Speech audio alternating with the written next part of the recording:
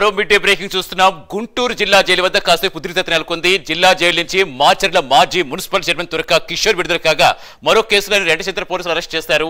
ఈ క్రమంలో పోలీసులు కిషోర్ కుటుంబ సభ్యులు అడ్డుకున్నారు. కిషోర్ ను అక్రమంగా అరెస్ట్ చేశారంటూ కుటుంబ సభ్యులు ఆందోళనకు దిగారు. మహిళలను పక్కకు నెట్టి కిషోర్ ను అదుపులోకి తీసుకుని రెండచింతల పిఎస్ కు తరలించారు. పూర్తి సమాచారం ఇచ్చేందుకు మా కరెస్పాండెంట్ రవికృష్ణ ప్రస్తుతం ఎలా ఉంది అక్కడ పరిస్థితి, ఏం చెప్తున్నారు అధికారులు?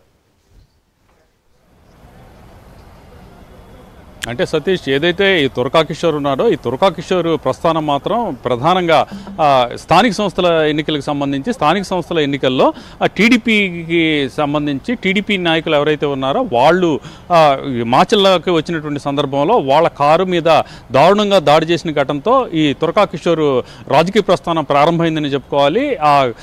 దాంట్లో కారులో ఉన్నటువంటి ఎవరైతే బోండా ఉమా కానివ్వండి, బుద్ధ వెంకన్న, వీళ్ళు ఆ కారులో వస్తున్నటువంటి క్రమంలో వాళ్ళ మీద కర్రలతో దాడి చేశాడు.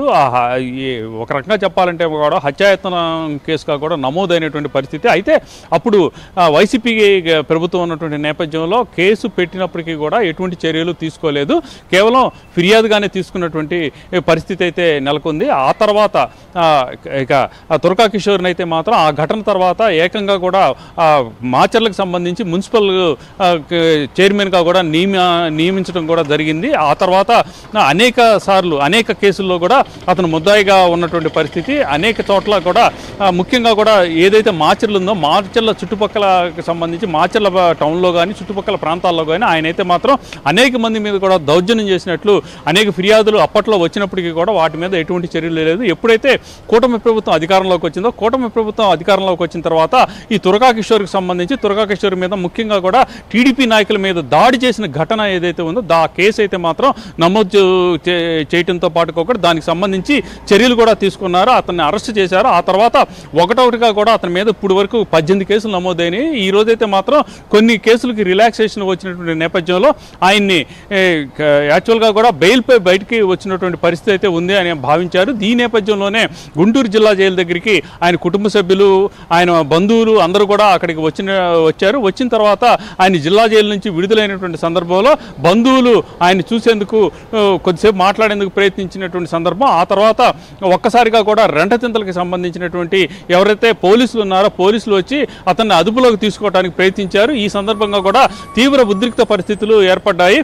కావాలని టార్గెట్ చేసి ఈ తురకా కిషోర్ని ఇబ్బందులకు గురి చేస్తున్నారనే బంధువులు, అదేవిధంగా కూడా ఆయన భార్య అయితే మాత్రం తీవ్ర ఆరోపణలు చేసింది. పోలీసులు అరెస్ట్ చేస్తున్నటువంటి సందర్భంలో వాళ్ళ వాహనానికి అడ్డుకోవటమే కాకుండా కూడా పూర్తిగా కూడా తురకా కిషోర్కి సంబంధించినటువంటి బంధువుల్లో మహిళలు ఎవరైతే ఉన్నారో ఆ మహిళలందరూ కూడా చుట్టుముట్టినటువంటి పరిస్థితి. చాలాసేపు కూడా అక్కడ ఉద్రిక్త వాతావరణం ఏర్పడినటువంటి పరిస్థితి అయితే అక్కడ కనపడింది. ఆ తర్వాత ప్రత్యేకంగా కూడా మహిళా పోలీసులను అక్కడికి తెప్పించి అక్కడ ఉన్నటువంటి మహిళలు ఎవరైతే ఉన్నారో వాళ్ళందరినీ కూడా పక్కకి తీసివేసినటువంటి పక్కకి పెట్టి అరెస్ట్ చేసేటువంటి సందర్భం.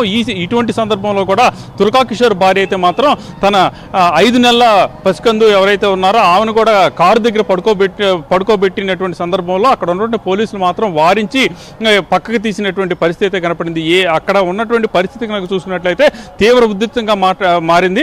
అదేవిధంగా కూడా తురకా కిషోర్ భార్య మాట్లాడుతూ తన భర్తని కావాలని ఈ కూటమి ప్రభుత్వం టార్గెట్ చేసి అనేక రకాలుగా కేసుల్లో అసలు సంబంధం లేని కేసుల్లో కూడా ఇబ్బంది పెడుతున్నారు. అదేవిధంగా కూడా గత 8 నెలల నుంచి కూడా అతను పోలీస్ స్టేషన్లోనే ఈ పోలీసులు కేసులకు సంబంధించి జైల్లో ఉన్నటువంటి పరిస్థితులు అయితే ఉన్నాయి. ఈ విధంగా మానసికంగా హింసిస్తున్నటువంటి పరిస్థితులు అయితే కనపడుతున్నాయి. ఈ రోజైతే మ్యాక్సిమం ఉన్నటువంటి కేసులన్నింటిలో కూడా బెయిల్ వచ్చినటువంటి సందర్భంలో ఆయనైతే విడుదల చేస్తారనుకున్న నేపథ్యంలో ఒక్కసారిగా కూడా దీనికి సంబంధించి పోలీసులు రావడం, అదేవిధంగా కూడా నిన్న మొన్నటిలో కూడా ఇక్కడ ఏదైతే విజయపురి సౌత్ ఉందో ఆ సౌత్లో కూడా కొన్ని కేసులు అయితే తురకా కిషోర్ మీద నమోదైనాయి. ఆయన అక్కడ కౌన్సిలర్ని బెదిరించినటువంటి నేపథ్యంలో వాళ్ళు కూడా కేసులు పెట్టినటువంటి పరిస్థితి అయితే కనపడింది. మొత్తానికి తురకా కిషోర్ అయితే మాత్రం ఇప్పుడైతే కారంపూడి పోలీసుల ఆధీనంలో ఉన్నట్లు మనకు తెలుస్తుంది.